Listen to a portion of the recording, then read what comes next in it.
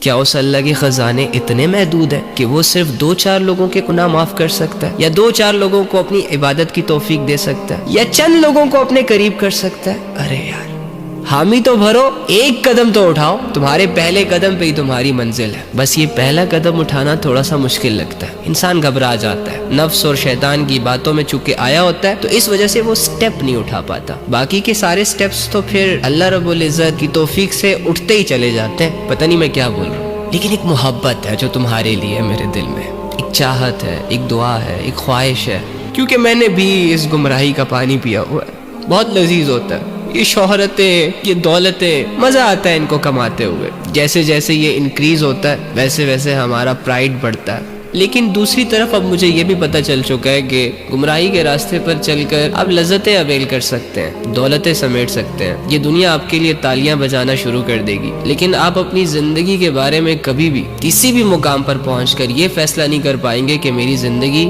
Successful ہے۔ آپ کی ہر رات آپ کو ڈرائے گی، آپ کا ہر دن آپ کو مزید غمزدہ کرتا چلا جائے گا۔ تو اللہ کا ہونا تمہاری زندگی میں بہت ضروری ہے تمہارے لیے، کیونکہ اللہ کے بغیر ہماری کوئی حقیقت نہیں ہے، اللہ کے بغیر ہم کچھ بھی نہیں ہیں۔ دولتیں، شہرتیں، گاڑیاں، بنگلے، لوگوں کا ہجوم، فرینڈ سرکل انسان کی اصلیت کو بدل نہیں سکتے۔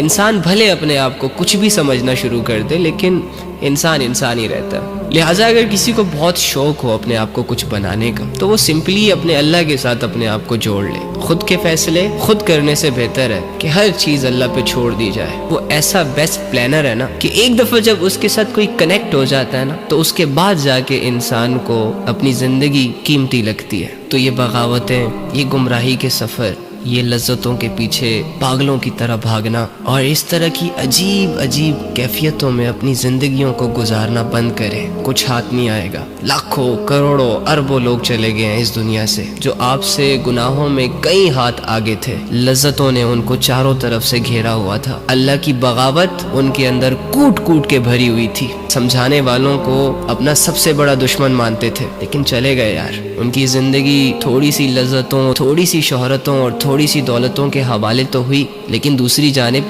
ختم بھی ہوئی۔ اور آج جب ان کی زندگی ختم ہوئی تو ان کی حسرتیں تبدیل ہو چکی ہیں، ان کی خواہشیں تبدیل ہو چکی ہیں، ان کی سوچ چینج ہو چکی ہے۔ جہاں وہ یہ سوچا کرتے تھے کہ اس دنیا میں بڑی ٹھاٹ باٹ سے، شان و شوکت سے ہم نے رہنا ہے، لوگوں کے اندر اپنا خوف ڈیولپ کرنا ہے، ظلم اور گناہ ان کی ہابیز تھی، اب جا کے وہ یہ سوچ رہے ہیں کہ کاش ہم گناہ نہ کرتے، کاش ہم عاجزی اختیار کر لیتے، کاش ہم اللہ کی عبادت کر لیتے، کاش ہم سمجھانے والوں کی بات کو سمجھ لیتے، کاش ہم یہ نہ کرتے، کاش ہم وہ نہ کرتے۔ لیکن جانے کے بعد کون واپس آتا ہے؟ یہ سارے فیصلے تو اس دنیا میں کرنے ہوتے ہیں۔ مرنے کے بعد کسی کو موقع نہیں ملا دوبارہ کہ وہ جائے اور اپنے اعمال ٹھیک کر کے واپس آ جائے، آپ کو بھی نہیں ملے گا۔ تو اگر آپ یہ چاہتے ہیں کہ مرنے کے بعد ہم اگر مگر کاش یہ وہ اس کے حوالے نہ ہو، اپنی یہ زندگی سوچ سمجھ کر گزارے۔